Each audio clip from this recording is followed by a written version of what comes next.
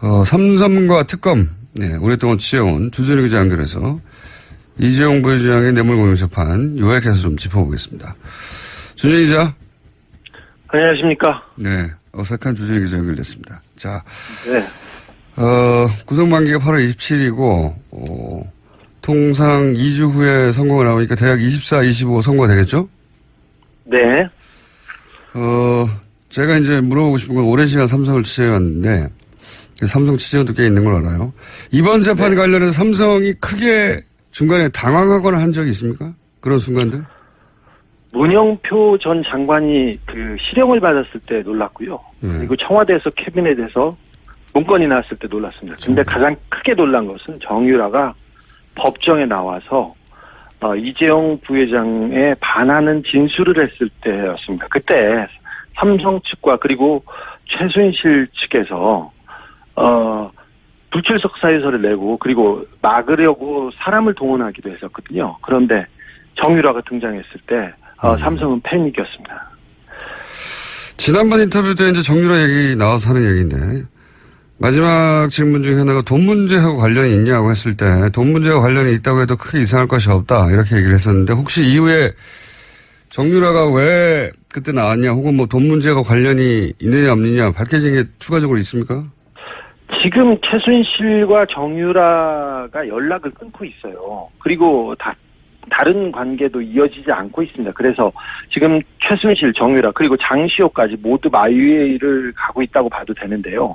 각자의 이익에 따라서 움직입니다. 그러니까 경제적 이유가 가장 클 거라고 봐도 뭐 무방한데요. 지금 돈 문제나 그런 문제가 지금 상태에서는 별 문제가 없이 그냥 수면 아래로 가라앉았는데 언제든 다시 떠오를 겁니다. 그 문제로. 특검 가서 정유라 씨가 돈 문제가 있다 이런 걸 밝힌 건 없습니까? 비슷한 얘기를 하긴 했으나 그게 뭐 핵심 쟁점은 아니었습니다. 특검에 가서 돈 문제가 뭔가 있긴 있다는 말을 하긴 했다. 예. 네. 가족 간에. 그리고 이 뇌물죄, 특히 재벌이 연루된 뇌물죄 경우는 결정적 증거가 과거에도 안 나왔기 때문에 결국 포괄적 뇌물 수수라고 하는 법리가 나왔어요. 예. 이 재판 기간 중에 이재용 부회장이 불리한 진술 증거가 추가 나오는데 한번 정리를 해보자면 문영표 시형 나온 게 있고요. 네. 그리고 김종 전 차관의 진술도 있었죠. 대표적 진술이 뭐가 있었죠? 김종 차관이 이런 진술을 했습니다. 제가 2015년 7일 8월에 박상진, 그러니까 삼성 사장입니다. 박상진이 정유라 지원을 위해 독일로 출국할 무렵 박상진하고 통화했는데 박상진이 박근혜 대통령이 갑자기 이재용에게 정유라가 올림픽 나갈 수 있도록 지원해달라고 요청했다고 말해서 깜짝 놀랐던 기억이 있다. 결정적인 진술로 작용하고 있습니다. 정유라 이름이 직접 나와서 깜짝 놀랐다. 뭐 이런 얘기 했었죠. 그렇죠. 예. 정유라를 도와달라고 했어요. 예. 그리고 정유라가 특검에 와서 진술한 내용 중에 혹은 뭐 법정에 진술한 내용 중에 특별히 불리한 내용은 뭐가 있었습니까? 삼성에? 이재용 부회장 측은 최순실 씨가 독일에서 말들을 사고 교환하고 이런 거에 대해서 전혀 삼성은 몰랐다고 얘기했는데 정유라 씨가 법정에 나와서 삼성이 말 세탁 관련해서 그 과정을 몰랐을 리가 없다. 다 알고 있었다. 이렇게 얘기했습니다. 그래서 굉장히 난처해졌습니다. 청와대 문건 나온 것 중에 혹시 법정에 제출됐거나 한 것 중에 이 언론이 제대로 보도되지 않았는데 불리한 내용은 또 뭐가 있었습니까? 캐비넷에서 나온 문서 이름이 아예 삼성 경영권 승계 지원이라는 자필 메모였고요. 그래서 청와대가 얼마나 도와주고 있는지 정확하게 써 있습니다. 그거 말고는 지금 보도되지 않은 것 중에 장충기 미래전략실 차장의 문자 메시지가 있습니다. 문자 메시지요? 예, 빼도 박도 못할 스모킹건입니다. 사실 뇌물을 주고 인증샷 찍지 않지 않습니까? 그래서 직접 증거, 결정적인 증거는 없습니다, 사실. 근데 정황상 증거를 다 따져야 되는데 이번 뇌물 사건처럼 증거가 많은 경우가 드뭅니다. 재벌 관련해서는 이 정도면 굉장히 많이 나온 거라고 얘기들 하는데, 자. 네. 지금 이제 장충기 전 사장 핸드폰 문자 얘기했는데, 장충기 전 사장 핸드폰 문자 관련 보도가 있긴 있었는데, 구체적인 문자가 내용이 뭔지는 자세히 보도된 적이 없어요. 근데 네. 그 부분을 한번 핸드폰 문자 내용 파악이 되어 있는 것 같으니까 물어보자면 우선 장충기 사장 역할부터 여쭤보죠. 장충기 사장은 삼성에서 어떤 역할을 했습니까? 장충기 사장은 미래전략실의 사장급 임원이었는데 정보와 대관 그러니까 정부 부서를 관리하는 그런 업무를 했습니다. 민관 할 때 대관. 그렇습니다. 네. 정보와 정부를 담당했었다. 예. 네. 자, 그러면 이 장충기 사장 핸드폰에서 아마 특검 수사 과정에서 밝혀진 것 같은데 장충기 사장 핸드폰에서 나온 문자들이 어떤 게 있습니까? 좀 구체적으로 짚어보자면? 이재용 부회장과 박근혜 대통령의 독대 관련된 내용이 있는데 청와대 내부자가 이렇게 문자를 보냅니다. 청와대 내부자 누굽니까? 지금 지금 그 내부자는 밝혀지지 않았는데 비서실 혹은 민정실의 최고위급 인사로 생각됩니다. 이렇게 문자를 보냅니다. 장 선배님 불쑥 죄송합니다. 오늘 11시 BH 회동 관련해 참고하세요. 그렇게 해서 문자를 쭉 보냅니다. 그리고 다른 분이 아무래도 지금 VIP가 가장 중요한 게 노동개혁이니까 그에 대한 협조를 밝히면 좋아할 것 같습니다. 이렇게 얘기를 하고 대통령 휴가에 대해서 얘기합니다. 사실 2015년 7월 25일에 그 대통령한테 보고된 삼성 말씀 자료가 있는데 그 내용에 이 문자가 다 포함되어 있습니다. 그러니까 이 코치대로 얘기했다고 할 수도 있죠. 그리고 지금 얘기한 거는 청와대 내부의 고위 관계자가 삼성의 장충기 사장한테 대통령 독대를 할 때 요런 점들을 참고해라. 네. 라고 문자를 미리 보내서 코치를 했다는 거죠. 네. 그렇죠. 청와대가. 정확하게 그대로 그래서 그 독대 때 그 내용이 다뤄졌습니다. 그러니까 이 얘기를 할 수 있는 사람들이 몇 명 없는데 민정수석실 고위층 아니면 경제수석실 고위층 아니면 비서실장 이 정도인데 누가 보냈는지는 밝혀지지 않았습니다. 그리고 청와대 내에서 간 문자고 이것은. 예. 네. 그리고 국정원 기조실장. 사실 기조실장은 국정원의 내부 살림을 하고 인사를 총괄하는 2인자라고 볼 수 있는 그런 사람인데 이분이 계속해서 장충기 그러니까 삼성의 정보 보고를 해왔습니다. 어떤 문자를 했습니까?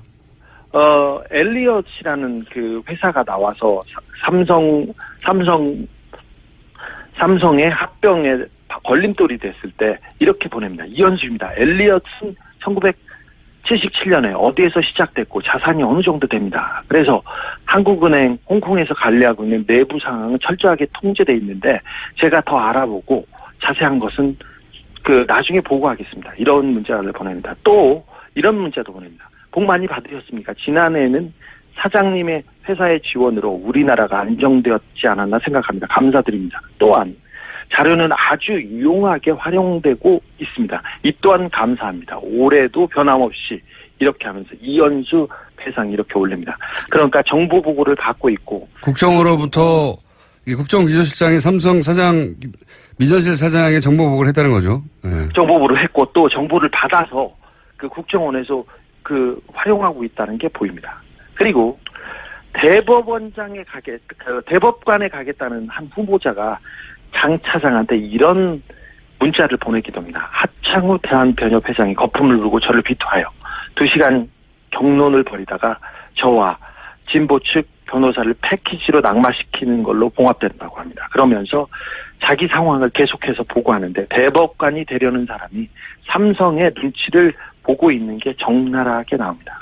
그러니까 대법관 되려는 사람이 미전실 사장한테 자신의 인사와 관련해가지고 여러 가지 청탁 문자를 보냈다?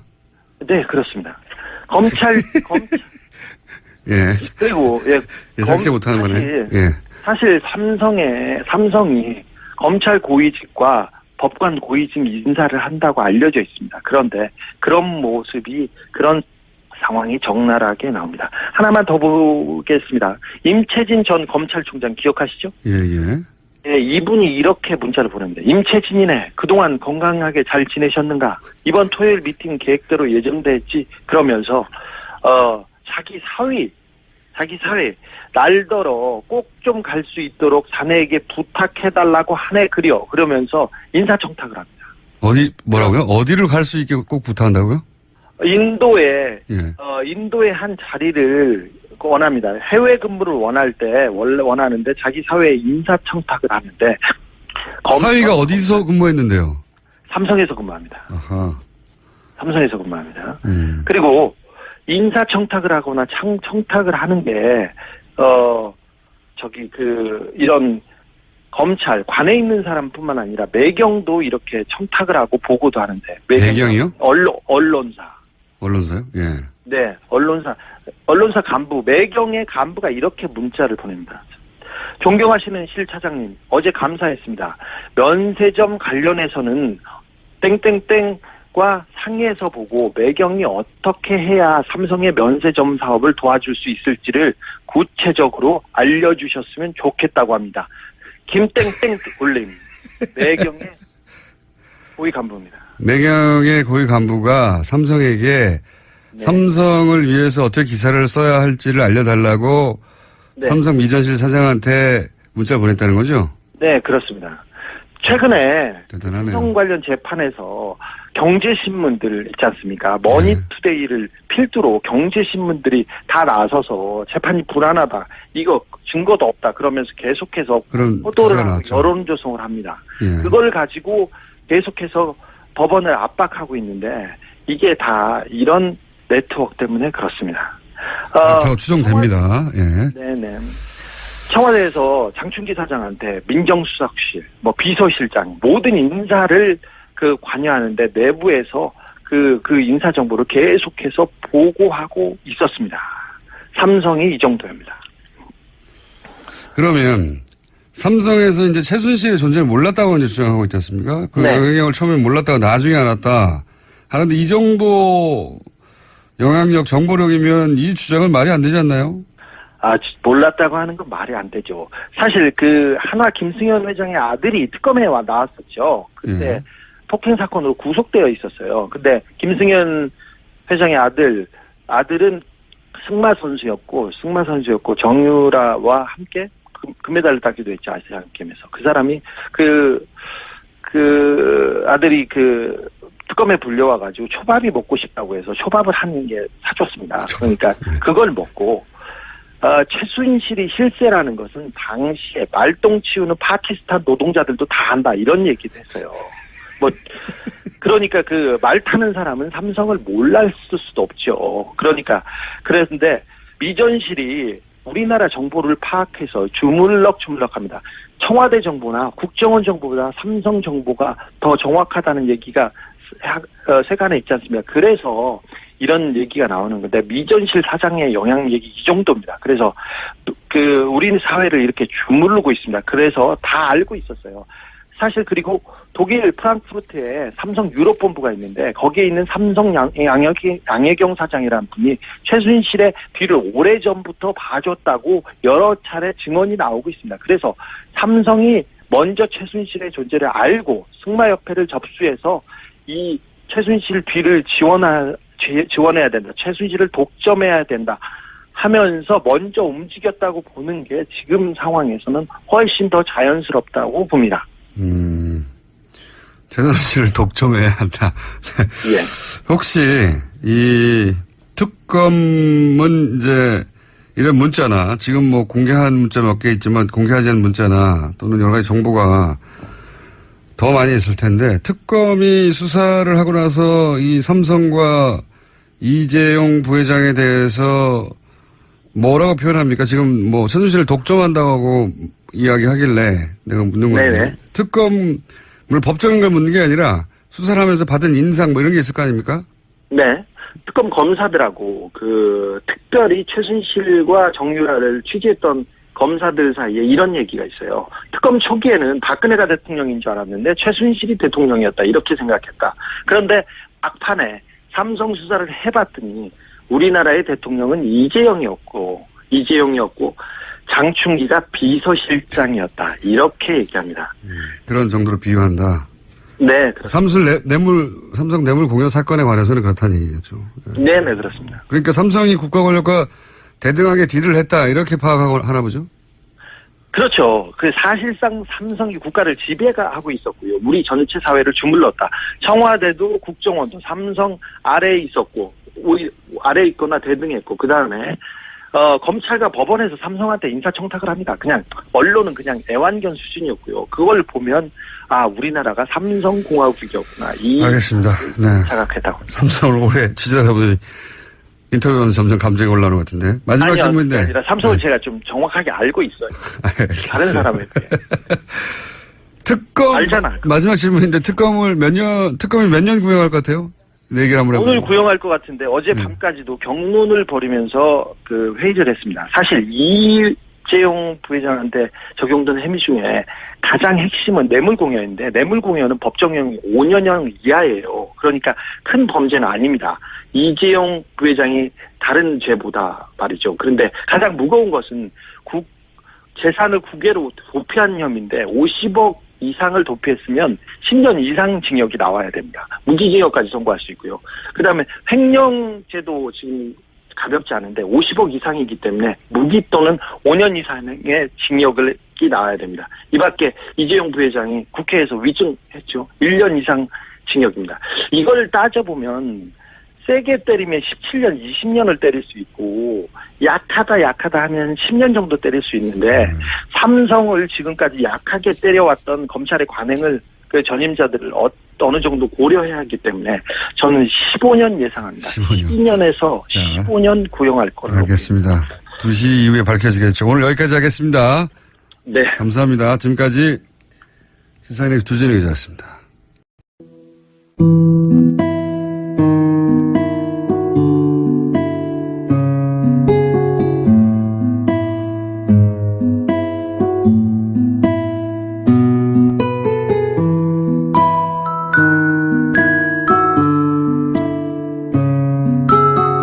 박상진하고 통화했는데 박상진이 박근혜 대통령이 갑자기 이재용에게 정유라가 올림픽 나갈 수 있도록 지원해달라고 요청했다고 말해서 깜짝 놀랐던 기억이 있다. 결정적인 진술로 작용하고 있습니다. 정유라 이름이 직접 나와서 깜짝 놀랐다. 뭐 이런 얘기 했었죠. 그렇죠. 예. 정유라를 도와달라고 했어요. 예. 그리고 정유라가 특검에 와서 진술한 내용 중에 혹은 뭐 법정에 진술한 내용 중에 특별히 불리한 내용은 뭐가 있었습니까? 삼성에? 이재용 부회장 측은 최순실 씨가 독일에서 말들을 사고 교환하고 이런 거에 대해서 전혀 삼성은 몰랐다고 얘기했는데 정유라 씨가 법정에 나와서 삼성이 말 세탁 관련해서 그 과정을 몰랐을 리가 없다. 다 알고 있었다. 이렇게 얘기했습니다. 그래서 굉장히 난처해졌습니다. 청와대 문건 나온 것 중에 혹시 법정에 제출됐거나 한 것 중에 이 언론이 제대로 보도되지 않았는데 불리한 내용은 또 뭐가 있었습니까? 삼성과 특검, 네, 오랫동안 취해온 주진우 기자 연결해서 이재용 부회장의 뇌물공여 재판 요약해서 좀 짚어보겠습니다. 주진우 기자. 안녕하십니까? 네, 어색한 주진우 기자 연결됐습니다. 자, 네. 구속만기가 8월 27일이고, 통상 2주 후에 선고가 나오니까 대략 24, 25 선고가 되겠죠? 네. 제가 이제 물어보고 싶은 건 오랜 시간 삼성을 취재해왔는데, 삼성 취재원도 꽤 있는 걸 알아요. 이번 재판 네. 관련해서 삼성이 크게 중간에 당황하거나 한 적이 있습니까? 그런 순간들?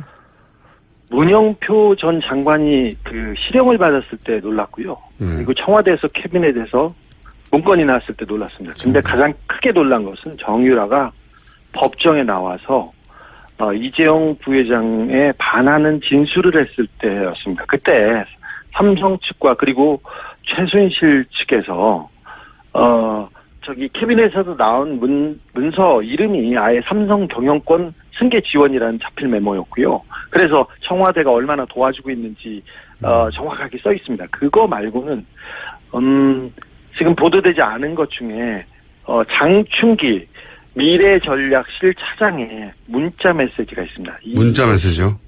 예, 빼도 박도 못할 스모킹건입니다. 사실 뇌물을 주고 인증샷 찍지 않지 않습니까? 그래서 직접 증거, 결정적인 증거는 없습니다, 사실. 근데 정황상 증거를 다 따져야 되는데 이번 뇌물 사건처럼 증거가 많은 경우가 드뭅니다. 재벌 관련해서는 이 정도면 굉장히 많이 나온 거라고 얘기들 하는데, 자. 네. 지금 이제 장충기 전 사장 핸드폰 문자 얘기했는데 장충기 전 사장 핸드폰 문자 관련 보도가 있긴 있었는데 구체적인 문자가 내용이 뭔지는 자세히 보도된 적이 없어요. 근데 네. 그 부분을 한번 핸드폰 문자 내용 불출석 사유서를 내고 그리고 막으려고 사람을 동원하기도 했었거든요. 그런데 정유라가 등장했을 때 삼성은 패닉이었습니다. 지난번 인터뷰 때 이제 정유라 얘기 나와서 하는 얘기인데 마지막 질문 중에 하나가 돈 문제하고 관련이 있냐고 했을 때 돈 문제와 관련이 있다고 해도 크게 이상할 것이 없다 이렇게 얘기를 했었는데 혹시 이후에 정유라가 왜 그때 나왔냐 혹은 뭐 돈 문제와 관련이 있느냐 없느냐 밝혀진 게 추가적으로 있습니까? 지금 최순실과 정유라가 연락을 끊고 있어요. 그리고 다른 관계도 이어지지 않고 있습니다. 그래서 지금 최순실, 정유라 그리고 장시호까지 모두 마위를 가고 있다고 봐도 되는데요. 각자의 이익에 따라서 움직입니다. 그러니까 경제적 이유가 가장 클 거라고 봐도 뭐 무방한데요.